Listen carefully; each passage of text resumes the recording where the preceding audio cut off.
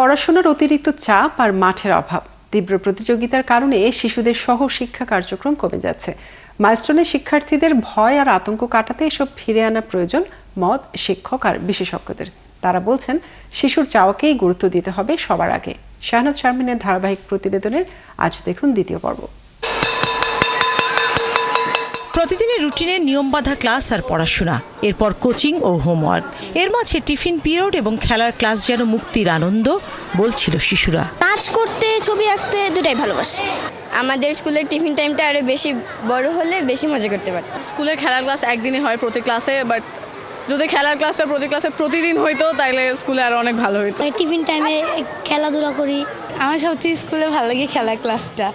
পাঠ্য বই পড়া, ক্লাস সবই করতে তারা রাজি, শুধু চায় এর পাশাপাশি নিজের মতো অন্য কিছু। সেখানে বাবা মা বড়ই অবুঝ তাদের মতে। সারাদিন পড়াশোনা করতে বলে, বাবা মা শুধুমাত্র বলে পড়া পড়া, এটা পড়ো সেটা পড়ো, এগুলোই শুধু বলে। শিক্ষকরা বলছিলেন, একটু ভিন্নভাবে পাঠদান দারুণ মনোযোগী করে শিশুদের। সহশিক্ষা কার্যক্রমের উপর জোর দিতে অভিভাবকদের সহায়তা প্রয়োজন মনে করেন তারা। আমরা শিশুর কাছে চাই সে এটা হবে ওটা হবে, ভালো রেজাল্ট করবে, ভালো মানুষ হবে, সে আনন্দে থাকবে, সেটাও আমরা চাই। কিন্তু এই আনন্দে থাকবার জন্যে কি কি আয়োজন দরকার, সেখানে আমাদের ঘাটতি রয়েছে।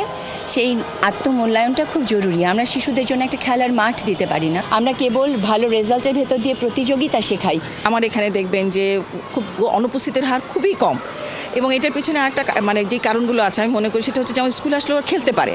যেমন আপনারা দেখছেন আমার একটা সুন্দর খেলার মাঠ আছে, আমার ওদিকে বাস্কেটবল গ্রাউন্ড আছে, প্লাস এটার সাথে সাথে আমার ইনডোর গেমসেরও ব্যবস্থা আছে। বিশেষজ্ঞরা বলছেন, শিক্ষার্থীদের ভয় কাটাতে একাডেমিক চাপ নয়, তাদের মতো করে সাজাতে হবে পাঠ্যক্রম। অবশ্যই শিক্ষাক্ষেত্রে ফিরতে হবে, কিন্তু একেবারে আগের মতো করে না। এটা খুব সহজ করে, এবং অনেক সময় দেখা যাচ্ছে যে একেবারে লেখাপড়া দিয়ে শুরু না করে, বিশেষ করে এখানে কিন্তু প্রাইমারি স্কুলে বাচ্চারা ছিল, এখানে 6, 7, 8, 10 বছরের বাচ্চারা আছে। তারা কিন্তু এখন একটা হতে পারে যে গল্প বলা, খেলা, গান করা, তাদের পছন্দের যে কাজগুলো ছিল এগুলো দিয়ে তারা ওখানে যেতে পারে, তাদের সাথে কাজ করা যেতে পারে।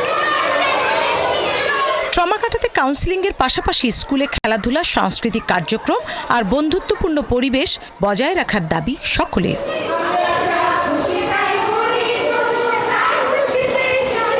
শাহনাজ শারমিন, ৭১, ঢাকা।